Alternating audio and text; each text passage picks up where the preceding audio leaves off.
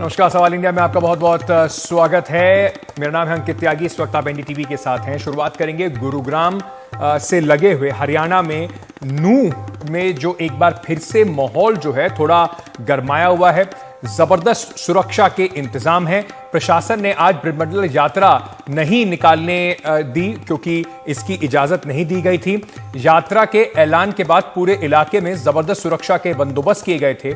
साथ ही साथ पुलिस ने जो नल्हड़ मंदिर है उसको पूरी तरीके से सील कर दिया था। मंदिर के 1 किलोमीटर तक के दायरे में किसी को भी जाने की इजाजत नहीं थी। हालांकि बाद में पुलिस ने बीएचपी प्रमुख आलोक कुमार और कुछ अन्य लोगों को जलाभिषेक की इजाजत दी, लेकिन इसके लिए पुलिस उन्हें अपने साथ लेके गई, जलाभिषेक कराया और फिर उनको नूंह की सीमा से बाहर निकाल दिया गया। आपको बता दें कि विश्व हिंदू परिषद ने आज फिर से ब्रजमंडल यात्रा निकालने का ऐलान किया था।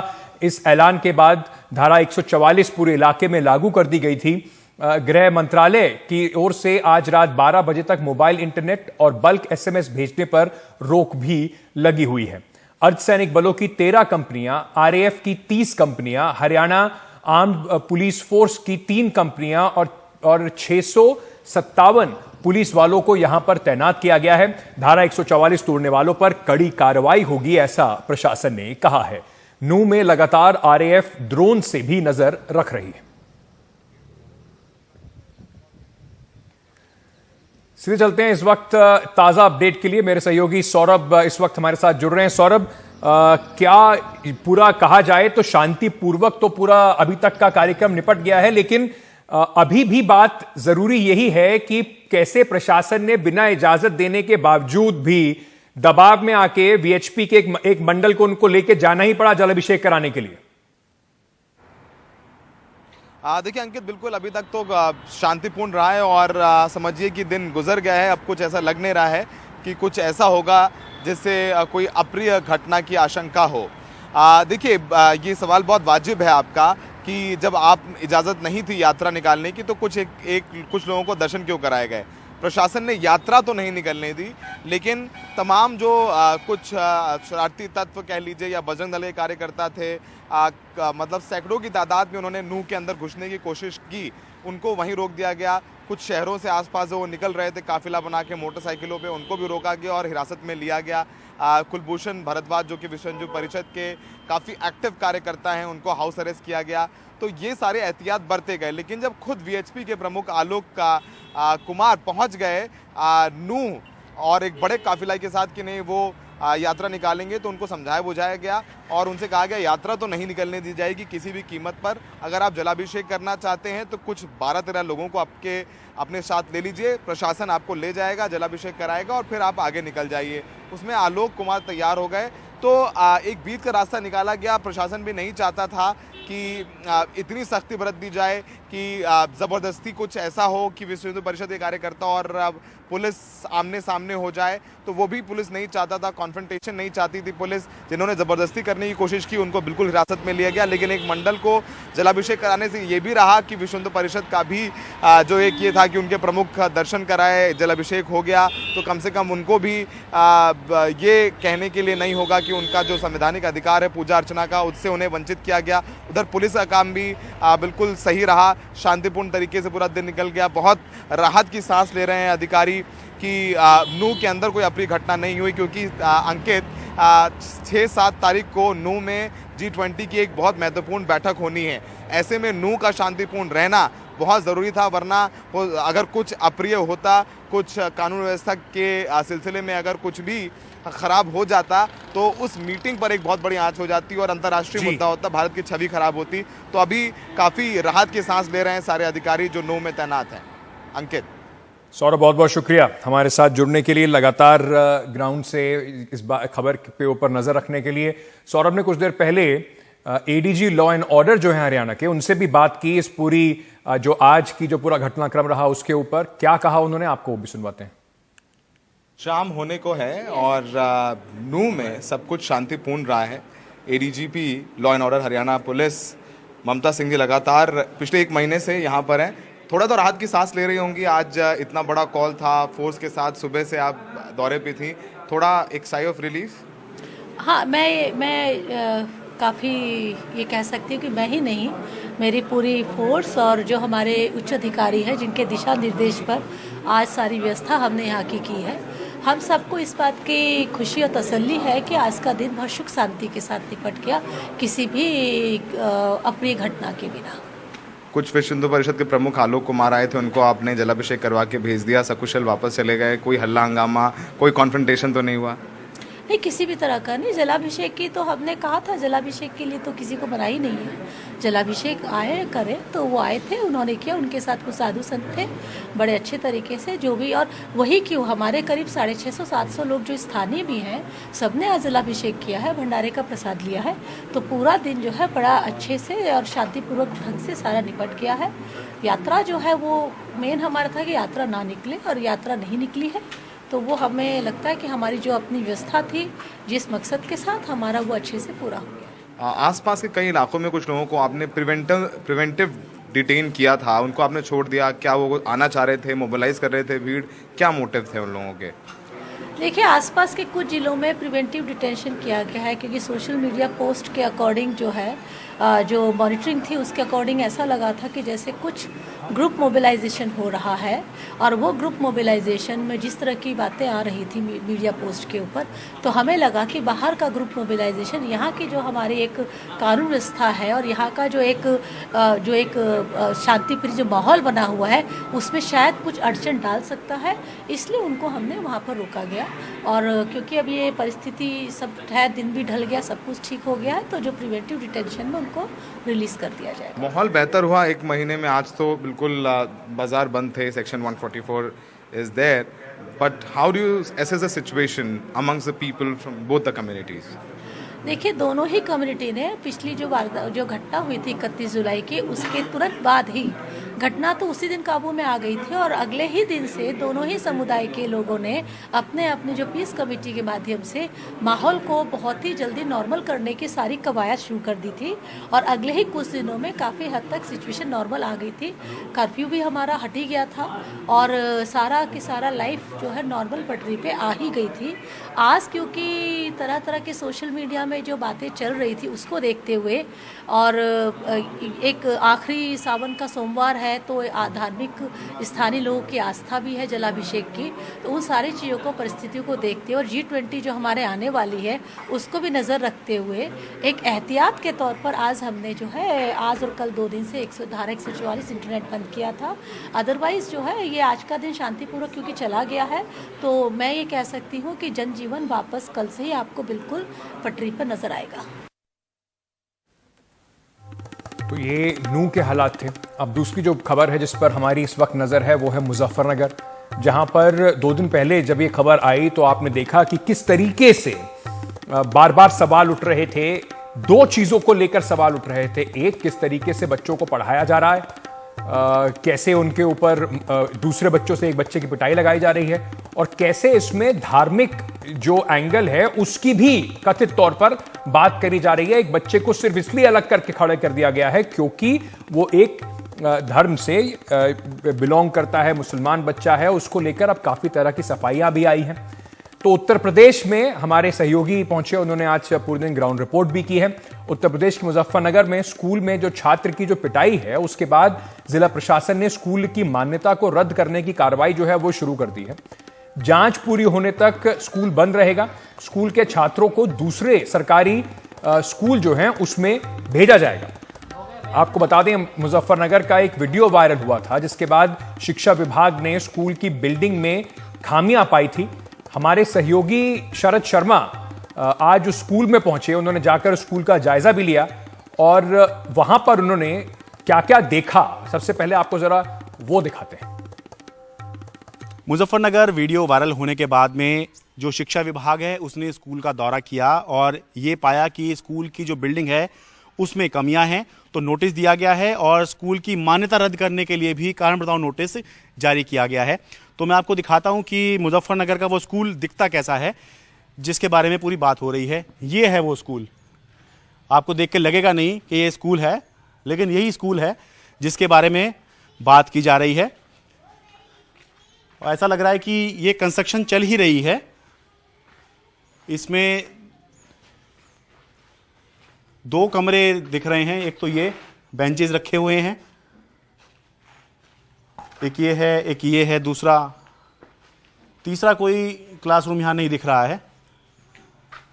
कंस्ट्रक्शन जैसी बात तो दिख रही है यहां पर, लेकिन बताया यह जा रहा है कि असल में शिक्षा विभाग ने यहां दौरा किया है और स्कूल की बिल्डिंग में कमियां पाई हैं। तो ये तो स्कूल देखने से नहीं लग रहा है कि यहाँ पर बच्चों को पढ़ाया जाता होगा। बताया ये जा रहा है कि यहाँ पर पहले स्कूल था, लेकिन वो बिल्डिंग पुरानी हो गई होगी, इस वजह से उसको तोड़कर अब नई बिल्डिंग बनाई जा रही थी। और इस दौरान उन बच्चों को, जो टीचर जो वीडियो में दिखाई दी, वो टीचर बच्चों को अपने ही घर पर पढ़ा रही थी। वो उनका अपना ही घर था जहाँ पर उनको पढ़ा रही थी। उसी दौरान का ये वीडियो था जो वायरल हुआ है। तो ये एक सोचने वाली बात है कि क्या इस तरह से ये सब चल सकता है कि एक प्रॉपर बिल्डिंग नहीं है। हालांकि छोटे शहरों में, कस्बों में या गांवों में हो सकता है कि ये भी व्यवस्था हो जाना एक बड़ी बात हो, लेकिन सवाल यही उठता है कि क्या ये सब जब सामने आता है तभी कमियां मिलनी शुरू होती हैं? इससे पहले कोई कमी नहीं मिल रही थी क्या? उससे पहले नहीं पता था क्या कि बिल्डिंग का जो नक्शा है या जो बिल्डिंग है वो ठीक नहीं है? मुजफ्फरनगर से अपने सहयोगी मोनू सिंह और कैमरा पर्सन मनोज ठाकुर के साथ मैं शरद शर्मा, एनडीटीवी इंडिया। वहीं जो आरोपी टीचर है तृप्ता त्यागी, उन्होंने अब एक वीडियो जारी करके अपनी गलती मानी है और साथ ही साथ कहा है कि उनका हिंदू मुस्लिम करने का या उसको कोई विशेष, क्योंकि धर्म से है इस वजह से उस बच्चों को प्रताड़ित करने का कोई मकसद नहीं था। इस वीडियो में काट-छाट की गई है।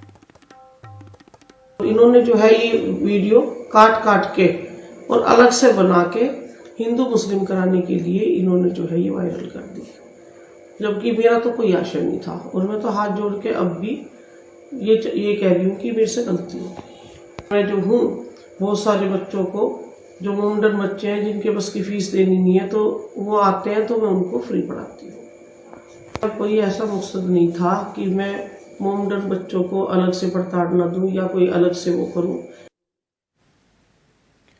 चलिए सीधे चलते हैं। मेरे सहयोगी शरद शर्मा इस वक्त हमारे साथ मुजफ्फरनगर से जुड़ रहे हैं। शरद, वीडियो वायरल हुआ जैसा आप कह रहे थे, उसके बाद कार्रवाई भी हो रही है, जांच पड़ताल भी हो रही है, स्कूल की मान्यता पर भी बात हो रही है, कमियां भी उसमें देखी जा रही हैं।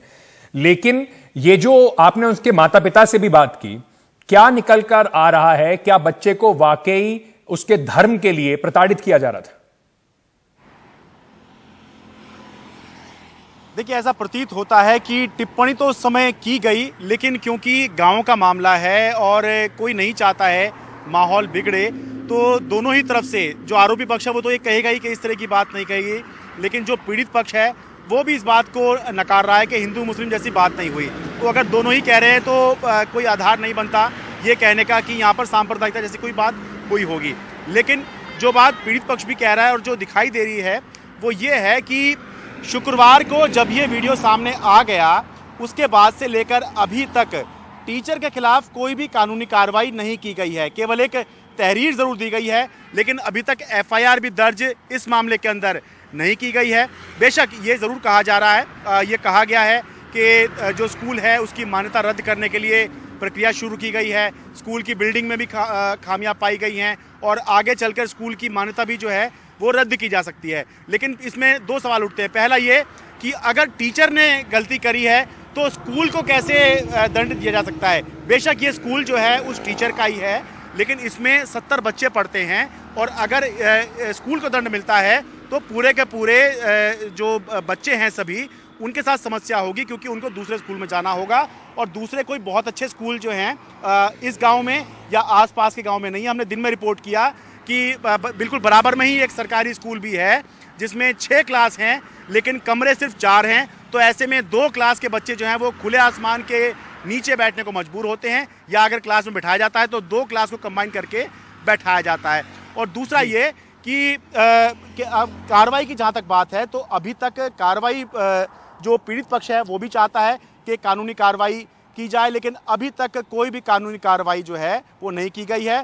सवाल जैसे बुलडोज़र के टाइम पे उठता है वैसा ही अब भी उठ रहा है कि इससे पहले क्या प्रशासन को, शिक्षा विभाग को ये नहीं पता था कि बिल्डिंग में कुछ समस्या है? वहाँ पर बिल्डिंग ही नहीं है, बच्चे जो हैं टीचर के घर पर पढ़ रहे थे। तो क्या ऐसा हो सकता है? ऐसे स्कूल चल सकता है? ऐसे मान्यता दी जा सकती है?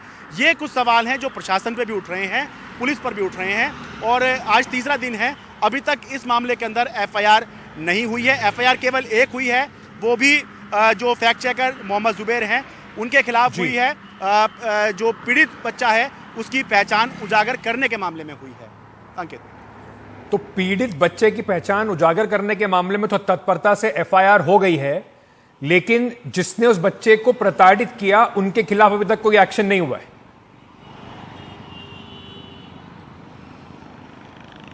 शरद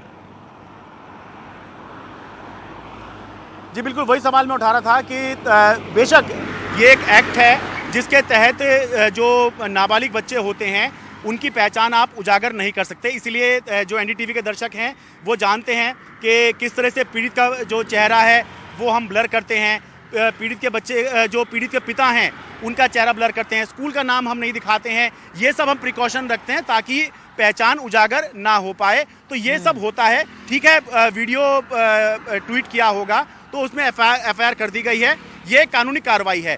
लेकिन असली कानूनी कार्रवाई तो उस पर होनी चाहिए जिसने बच्चे की पिटाई करवाई है, जिसने बच्चे को ये मानसिक प्रताड़ना दी है। शारीरिक प्रताड़ना तो ये है ही, लेकिन मानसिक प्रताड़ना दी है, और इतनी दी है कि बच्चे के पिता ये बता रहे थे आज जब मैं उनसे मिला कि 2 दिन से बच्चा खाना नहीं खा रहा था, उसको अपने पास सुलाया, खुद उसको नहलाया, तब जाके वो थोड़े नॉर्मल स्थिति में आया है। तो क्या जो ये असली काम ये कर रहा है, जिसने बच्चे को प्रताड़ित किया है, पहले उसके ऊपर एफआईआर अभी तक नहीं हो जानी चाहिए थी क्या? ये सवाल। और ये भी मान लिया जाए कि इसमें कोई हिंदू मुस्लिम एंगल नहीं है, एक फर्ज कर भी लें अगर इसको, इस बात को, तो बच्चों की इस तरह से पिटाई करना जो नेशनल एजुकेशन पॉलिसी है उसके खिलाफ है। बच्चों को आप इस तरह से प्रताड़ित नहीं कर सकते। कॉर्पोरल पनिशमेंट में इस जो शिक्षक है, जो महिला टीचर है, उसके खिलाफ कार्रवाई की जा सकती है। अभी उसका भी इंतजार लगातार हो रहा है। शरद, बहुत बहुत शुक्रिया हमारे साथ जुड़ने के लिए, ये जानकारी हमें देने के लिए। जैसा कि मैं कह रहा था कि अगर एक सेकंड के लिए फर्ज कर भी लें कि इसमें कुछ हिंदू मुस्लिम एंगल नहीं है, उसके बाद भी कानून क्या कहता है, बच्चों को किस तरीके से पढ़ाया जाए, उनकी पिटाई के मामले में कानून क्या कहता है। जुवेनाइल जस्टिस एक्ट जो है और आरटीआई के तहत जो सजा का प्रावधान किया गया है, उसमें अगर बच्चे को शारीरिक सजा या मानसिक प्रताड़ना दी जाती हो तो उसके ऊपर जो राइट टू एजुकेशन एक्ट है उसका सेक्शन 17(1) जो है वो रोक लगाता है, और इसके सेक्शन 17(2) में इसको सजा का प्रावधान भी दिया गया। यानी कि अगर आप बच्चे की पिटाई करेंगे तो आप सजा का प्रावधान हो सकता है आपके खिलाफ। इसमें कहा गया है कि अगर किसी भी बच्चे को शारीरिक या मानसिक प्रताड़ना एक तो नहीं दी जा सकती है, और अगर कोई ऐसा करता है, इन प्रावधानों का उल्लंघन करता है, तो उस व्यक्ति के खिलाफ मौजूदा सेवा नियमों के तहत अनुशासनात्मक कार्रवाई की जा सकती है। कम से कम यही अनुशासनात्मक कार्रवाई जो है उत्तर प्रदेश शासन अगर इस टीचर के ऊपर करे तो कम से कम एक मैसेज तो जाएगा कि बच्चों के साथ इस तरीके का खिलवाड़ जो है वो नहीं किया जा सकता। चाहे यह मुजफ्फरनगर की घटना हो और चाहे जम्मू की घटना हो, जहां पर एक बच्चे की पिटाई सिर्फ इसलिए कर दी गई कि उसने एक बोर्ड के ऊपर जाके एक धार्मिक नारा लिख दिया था। तो इसी तरह की घटनाओं को रोकने के लिए ये कानून बने हुए हैं। छोटा सा एक ब्रेक लेके वापस आ रहे हैं, बने रहिए हमारे साथ।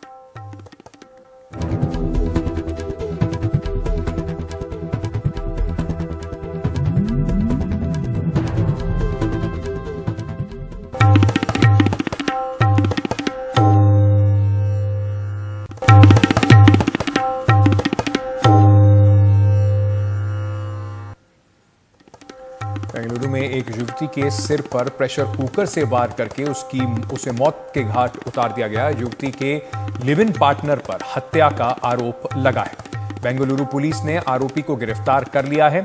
यह घटना दक्षिण बेंगलुरु के बेगूर क्षेत्र की है।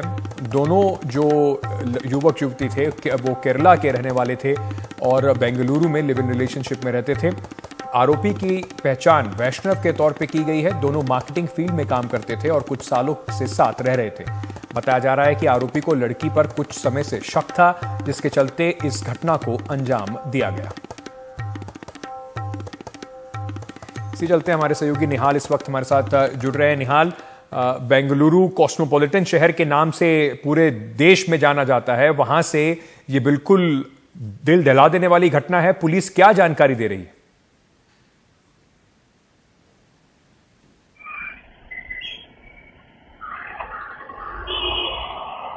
देखिए, पुलिस का यह कहना है कि इस मामले में आरोपी को गिरफ्तार कर लिया गया है, लेकिन जब डीसीपी साउथ ईस्ट सीके बाबा उनसे बात की तो उनका यह कहना था कि जब वो मौकाए वारदात पे गए तो वहां पर परिवार के लोग भी मौजूद थे और परिवार के लोगों का यह कहना है कि वो उन लोगों को पता था कि दोनों साथ साथ रह रहे हैं और पिछले कुछ दिनों से इन दोनों के संबंध अच्छे नहीं थे और इन दोनों के बीच में लड़ाई लगातार हो रही थी और परिवार की तरफ से भी यह कोशिश हुई कि किसी तरह से मामला सुलझा लिया जाए, लेकिन ऐसा हुआ नहीं।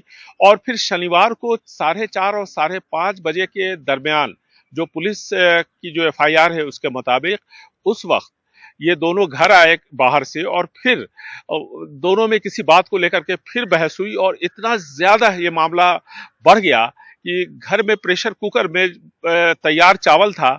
जाहिर है कि ऐसे में प्रेशर कुकर का वजन काफी बढ़ गया था और उसी प्रेशर कुकर को इसने देवा के सर पे दे मारा और ये 3 से 4 बार जब उसने हिट किया तो ऐसी सूरत में देवा का सर फट गया, खून बहने लगा और फिर उसकी मौके वारदात पे ही मौत हो गई। तो पुलिस का ये कहना है और फिर किसी को पता नहीं चल पाया कि हो क्या रहा है। कुछ देर बाद जब उसकी बहन ने कॉल किया और जब वो रिस्पॉन्ड नहीं कर रही थी तो पड़ोसी से रिक्वेस्ट किया कि जाकर के घर में देखे कि आखिर क्यों नहीं उसकी बहन देवा रिस्पॉन्ड कर रही है, क्योंकि इन लोगों को पहले से ही शक था कि दोनों के बीच में लिव इन रिलेशनशिप में रह रहे दोनों ही पार्टनर्स के बीच में संबंध अच्छे नहीं है।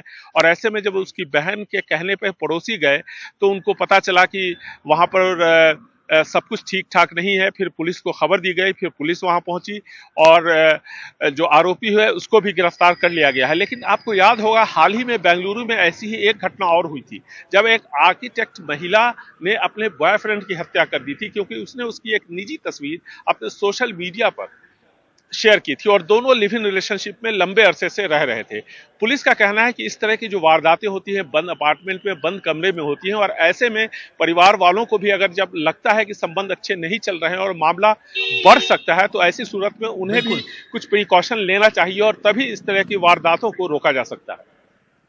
निहाल, बहुत बहुत शुक्रिया हमारे साथ जुड़ने के लिए। जैसे कि आपको दिखा रहे थे निहाल जब बात कर रहे थे कि किस तरीके से जो पूरा अभी तक हमने देखा, ये पहली लिव इन पार्टनर्स के बीच में इस तरह की हिंसा और हत्या की घटना नहीं है। इससे एक सवाल उठता है कि किस तरीके से इंटरवीन करा जाए और एक फिर से हिंसा तक ये बात ना पहुंचे, किसी की मृत्यु तक बात ना पहुंचे, उसको किस तरीके से रोका जाए। ये एक बहुत बड़ा सवाल है। छोटा सा ब्रेक लेके वापस आ गए।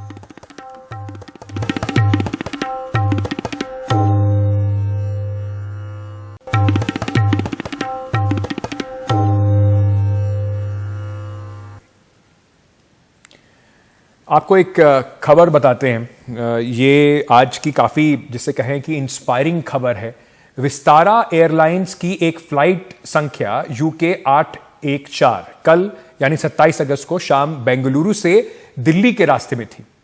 यात्री बेफिक्र होकर आराम से बैठे हुए थे। तभी एक जिस फ्लाइट के अंदर जो एयरलाइंस का स्टाफ था यानी कि एयर होस्टेसेस थे, उन्होंने एक कॉल में सबको बेचैन कर दिया। घोषणा की गई कि प्लेन में एक 2 साल की बच्ची है जो बेहोश हो गई है, वो ठीक से सांस नहीं ले पा रही है। कुछ समय पहले ही उसका हार्ट का ऑपरेशन हुआ था और वो अपनी मां के साथ बेंगलुरु में उसका ऑपरेशन हुआ था, बेंगलुरु से दिल्ली आ रही थी। ये बच्ची जन्मजात हृदय रोग जो है उससे पीड़ित थी। वहीं पर बिल्कुल देवदूत बनके उसी प्लेन में all India institute of medical sciences के 5 डॉक्टर सफर कर रहे थे। जी हां, ये एम्स के 5 डॉक्टर थे। विस्तारा की एक फ्लाइट में बेंगलुरु से ये भी दिल्ली आ रहे थे। फौरन इन्होंने बच्ची की जांच की। जब जांच की तो उन्हें पता चला कि उसकी पल्स जो है वो गायब है। बच्ची के हाथ पैर ठंडे पड़ गए, बच्ची सांस नहीं ले पा रही है। आसमान में उस प्लेन को में ही उन्होंने उस बच्ची का ट्रीटमेंट शुरू किया, उसे CPR दिया। बहुत सीमित साधनों के साथ डॉक्टर्स ने लगातार अपनी कोशिश करते रहे। 45 मिनट तक इस बच्ची को जीवित करने की कोशिश करते रहे और उसकी सांस दोबारा चलने भी लगी। डॉक्टर्स ने उसके बाद प्लेन को उनके सुझाव पर नागपुर में उतारा गया और उसके बाद इन जो बच्ची है इसको उन डॉक्टर्स ने एम्बुलेंस में पीडियाट्रिक्स की मौजूदगी में इस बच्ची को वहां पर अस्पताल में भर्ती कराया गया। एक बार फिर से जिस तरीके से डॉक्टर्स भगवान का उन्हें दर्जा दिया जाता है उसका ये इन्होंने चरितार्थ करके दिखाया। एम्स के डॉक्टर्स के कौशल और प्रबंधन की बदौलत इस बच्ची की जान बच गई है। इस वक्त हमारे साथ डॉक्टर दमनदीप सिंह जुड़ रहे हैं। ये सीनियर रेसिडेंट हैं रेडियोलॉजी के एम्स में। ये उस फ्लाइट के अंदर थे और साथ ही साथ हमारे साथ डॉक्टर मनप्रीत कौर जुड़ रही हैं। डॉक्टर मनप्रीत असिस्टेंट प्रोफेसर हैं एम्स में, सीनियर डॉक्टर हैं। दमनदीप, सबसे पहले मैं आपसे ही ये बात पूछना चाहूंगा, बहुत बहुत शुक्रिया हमसे बात करने के लिए। ये सोच पाना भी बड़ा मुश्किल है कि किस तरीके से, कितनी प्रेशर सिचुएशन में आप लोग थे, क्या हुआ था और किस तरीके से आप लोगों को वहां काम करना पड़ा। ये वाकया कल शाम का है। हम 5 डॉक्टर्स बेंगलोर में कॉन्फ्रेंस लगाकर दिल्ली की तरफ आ रहे थे फ्लाइट में। जब हमारी फ्लाइट ने टेक ऑफ किया रात को कल 9 बजे और हमें 12 बजे दिल्ली पहुंचना था। फ्लाइट टेक ऑफ होने के आधे घंटे के बाद हमें एक डिस्ट्रेस कॉल मिला जिस पे हमने देखा कि एक छोटा बच्चा जो कि 1.5 साल की एक बच्ची थी जो कि विमान में अपनी मदर के साथ कोलैप्स थी। तो जो बच्ची थी शी वॉज नॉट ब्रीदिंग, वो सांस नहीं ले रही थी और उसकी धड़कन भी नहीं चल रही थी। हमने तुरंत उस सिचुएशन में इंटरवीन करके उस सिचुएशन में घुस के हम 5 डॉक्टर्स ने इस बच्चे को सेफली एक जगह पे आइसोलेट करके उसका ट्रीटमेंट इनिशिएट किया। विमान में हमारे पास रिसोर्सेज बहुत ही कम थे, पर उन कम से रिसोर्सेज के बावजूद और सारी चीज़ों के अभाव में भी हमने बच्चे को सुरक्षित रूप से रिसस्टिकेट किया। उसकी धड़कन दोबारा चालू हुई और वो सांस भी लेने लगी। इसके बाद हमने बच्चे को जो प्रोटोकॉल के तहत ट्रीटमेंट दिया, जिसमें कि उसको चेस्ट कंप्रेशन दिए गए, दवाइयाँ दी गई और उसको सांस दी गई ऑक्सीजन के थ्रू, जो भी विमान में लिमिटेड चीज़ें अवेलेबल थी उससे हमने बच्चे को पूरा रिसस्टिकेट किया और जहाज़ को इमरजेंसी लैंडिंग नागपुर में करवाई। और उसके बाद वहाँ बच्चे को सुरक्षित रूप से वहाँ पे एक ट्रेंड पीडियाट्रिशियन को हैंड ओवर दे दिया गया। हैंड ओवर देते समय हमने ये इंश्योर किया कि बच्चा पूरा स्टेबल है और उसके वाइटल्स पूरे स्टेबल हों। डॉक्टर दमनदीप, कमाल का काम किया आप लोगों ने, लेकिन किसी के लिए भी, क्योंकि डॉक्टर्स भी इंसान ही होते हैं, इस तरह की प्रेशर सिचुएशन में घबरा जाना या परेशान होना बड़ी जाहिर सी बात है। आप लोगों ने सिचुएशन को, अपने इमोशंस को कैसे काबू में किया? जब हमने देखा कि बच्चा पूरा नीला पड़ा हुआ है, सांस नहीं ले रहा है, तब उस समय मुझे पता चल गया था कि बहुत हाई रिस्क और क्रिटिकल चीज़ है। पर उस समय अपना माइंड को कूल रखते हुए, मानसिक संतुलन को बरकरार रखते हुए हमने अपनी नॉलेज को एक्शन में लाया और हमने जो भी बेस्ट हो सका वहाँ पे लिमिटेड जो भी चीज़ें थी, चाहे वो ऑक्सीजन मास्क हो, चाहे वो वहाँ की लिमिटेड दवाइयाँ हों, हर चीज़ को हमने अच्छे ढंग से यूज़ करके और अपने ट्रेनिंग को अमल में लाके, जो ट्रेनिंग को हम किताब में पढ़ते हैं उसको रियल लाइफ में प्रैक्टिकल में यूज़ करके हमने बच्चे को सक्सेसफुली रिवाइव किया। तो आपकी बात बिल्कुल सही है, बहुत चैलेंजिंग था और रिसोर्सेज का बहुत अभाव था, बट फिर भी हमें अपनी ट्रेनिंग पे भरोसा था and we did the best for the child. Doctor Manpreet Kaur भी हमारे साथ है। डॉक्टर कौर, ये भी एक तरीके से अगर देखा जाए तो किस तरीके से एम्स में लोगों, डॉक्टर्स को प्रशिक्षित किया जाता है, इंस्टीट्यूट की ट्रेनिंग की भी गवाही देती है ये पूरी कहानी। पहले मैं बताना चाहूँगी कि ये जो 5 डॉक्टर थे ये रेजिडेंट्स थे, अभी अपनी ट्रेनिंग के दौरान है, ये ट्रेनिंग कर रहे हैं अपने अपने फील्ड में। रेजिडेंट्स होते हुए अभी ट्रेनिंग में ही है, उसके बावजूद इन्होंने इतने अच्छे से इतना हाई प्रेशर केस मैनेज करा, वो भी सक्सेसफुली, कि बच्चे की जान बच पाई, उसकी सांसें बरकरार रखी जब तक कि प्लेन लैंड नहीं हुआ, नागपुर एम्बुलेंस नहीं आई, सब काम इतना कुशलता से इन्हें करा। तो ये बहुत ही अच्छी बात है कि हमारी ट्रेनिंग का कैलिबर इतना है कि जो अभी सीख रहे हैं वो भी जान बचाने में सक्षम है, बिना अपना मानसिक संतुलन खोए, बिना अपना उस वक्त पैनिक नहीं करा बिल्कुल भी इन्होंने, और बहुत ही अच्छे से संभाला। तो हमें बहुत अच्छा भी लग रहा है, गर्व है इन सब पे, और आभारी है हम अपने इंस्टीट्यूट को कि इतनी अच्छी ट्रेनिंग की क्वालिटी मिलती है जो हमारे टीचर्स हैं जिन्होंने दी है, कि हम हर सिचुएशन में नीचे नहीं होने देते एम्स का नाम, और we can step up to a situation when it is required. बिल्कुल, एम्स का नाम आप लोगों ने आगे ही बढ़ाया है। अंत में डॉक्टर दमनदीप, मैं आपसे पूछना चाहूँगा, आपने बताया कि किस तरीके से बच्ची अभी स्टेबल है, क्रिटिकल है लेकिन स्टेबल है। हीरो की तरह आप लोगों को देखा जा रहा है, लोग बधाई के मैसेज भी दे रहे होंगे। आप इस पूरी घटना से, क्योंकि अभी आपका बहुत लंबा करियर है, आपके लिए क्या सीख रही? जी, मैं कहना चाहूँगा ये हमारा कर्तव्य, हमारा फ़र्ज़ है। ये हमारे ड्यूटी का एक अहम हिस्सा है। हमारी ड्यूटी केवल अस्पताल में ही नहीं, उसके बाहर भी है। जिस दिन से हमने ये ओथ ली है, तो हमारा जो परम धर्म है वो है पेशेंट केयर और मानवता की भलाई। तो ज़रूर बहुत अच्छा लग रहा है, पर ये केवल एक शुरुआत है और मैं पूरी आशा रखता हूँ कि आने वाले समय में भी देश के सारे डॉक्टर्स देश को बेस्ट देंगे और अपना पूरा एनर्जी से देश की सेवा करेंगे। आपको और आपके सहयोगियों को बहुत बहुत बधाई। एक नन्ही जान को आप लोगों ने बचाया उस प्लेन पे। अब हमारी आशा, उम्मीद, प्रार्थना यही है कि वो बच्ची जल्द से जल्द ठीक होकर अपने परिजनों के साथ वापस दिल्ली आ सके। छोटा सा एक ब्रेक लेकर वापस आ रहे हैं।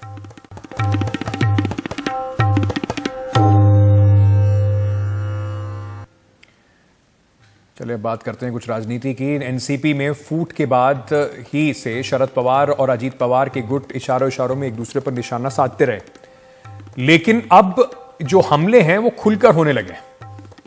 कल बीड़ में एक विशाल जनसभा संबोधित करते हुए अजीत पवार के गुट के नेता छगन भुजबल ने शरद पवार पर एक बड़ी टिप्पणी कर दी। छगन भुजबल ने कहा कि सत्ता में शामिल होने के से पहले शरद पवार ने ही हमें बीजेपी से बातचीत करने का मार्गदर्शन दिया था। उन्होंने यह भी कहा कि दिल्ली जाइए और मीटिंग कीजिए और मंत्री पद मांगिए, ऐसा शरद पवार ने कहा था। अब शरद पवार गुट पर हमला करते हुए उन्होंने यह भी कहा कि आज जो लोग उनके साथ खड़े होकर भाषण दे रहे हैं, उन्हीं लोगों ने बीजेपी के साथ जाने के जो मसौदे हैं, जिस तरीके के जो बातें कही गई हैं, उस पर हस्ताक्षर किए थे।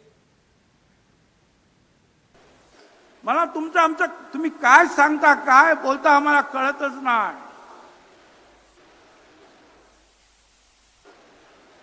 आणि तुमच्या बरोबर जे भाषण करतात त्यांना विचारा, सगळे 54च्या 54 आमदारांनी सह्या केल्या की नाही की आपण भाजपच्या सरकारमध्ये जे आहे सामील होऊया।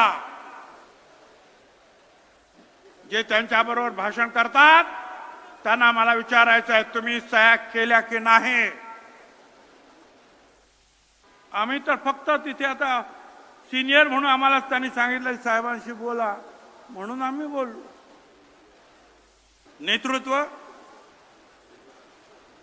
त्यांनीच केलं।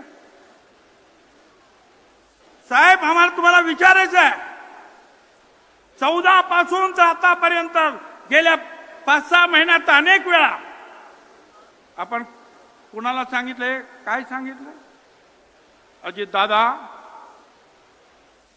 प्रफुल्ल पटेल, जयंत पाटील, तुम्ही दिल्लीला जायचं, चर्चा करायची, आम्हाला एवढी मंत्रिपद द्या, पुढे आम्हाला एवढे आमदार पाहिजे, पुढे आम्हाला एवढे खासदार पाहिजे, ही आमची कामं आहेत। 31 और 1 तारीख को अब जो विपक्षी संगठन बन रहा है, इंडिया दल जो है, उसके 26 दलों की मीटिंग है मुंबई में। तो अब सवाल यह भी उठ रहा है कि इंडिया का जो गठबंधन है उसका संयोजक कौन होगा? एक संयोजक होगा या कई संयोजक होंगे? क्या नीतीश कुमार को संयोजक बनाया जाएगा? ऐसे कई सवाल अब उठ रहे हैं।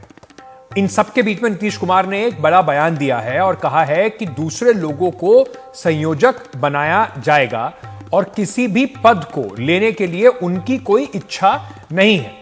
नीतीश कुमार ने साफ कर दिया है कि उनके जो काम है सबको एकजुट रखने का है। जब तेजस्वी से इस बारे में पूछा गया तो उन्होंने भी बात साफ की कि मुंबई में होने वाली बैठक में इस पर फैसला किया जाएगा। सब शुरुआत से ही बात हो रही थी कि नीतीश कुमार बनना चाहते हैं, संयोजक बनना चाहते हैं। तो क्या नीतीश कुमार संयोजक बनने के लिए अभी भी लालायित हैं? क्या वो बनना चाहते हैं? क्या ये उनकी नाराजगी जताने का तरीका है? ये सब सवाल अब 31 और 1 तारीख को इनके जवाब मिलेंगे। पर नीतीश कुमार और तेजस्वी यादव ने क्या कहा है, जरा सुन लीजिए। नहीं, हमको कुछ नहीं बनना है, हम तो आपको बराबर कह रहे हैं, वो दूसरे लोगों को बनाया जाएगा, हमारी कोई इच्छा नहीं। हम तो सबको एकजुट करना चाहते हैं और सब मिल करके करें। हमको कुछ व्यक्तिगत नहीं चाहिए, हम तो सबके हित में चाहते हैं। इसलिए ये कभी मत सोचिए कि हम लोग कुछ चाहते हैं, वो सब बात नहीं। चलिए, इसरो का अगला जो अभियान है आदित्य L1 2 सितंबर को लॉन्च किया जाएगा। L1 मिशन जो है वो सूर्य के अध्ययन करने के लिए लॉन्च किया जाएगा। इसरो इस मौके पर लोगों को भी जब ये लॉन्च होगा तो बुलाएगा। तो ये जानकारी इसरो की चंद्रयान के बाद, पर चंद्रयान 3 की बड़ी सफलता के बाद सबकी निगाहें अब आदित्य L1 पर टिकी हुई है। आज के लिए इस वक्त इतना ही। खबरों का सिलसिला NDTV पर जारी है, बंद रहिए हमारे साथ।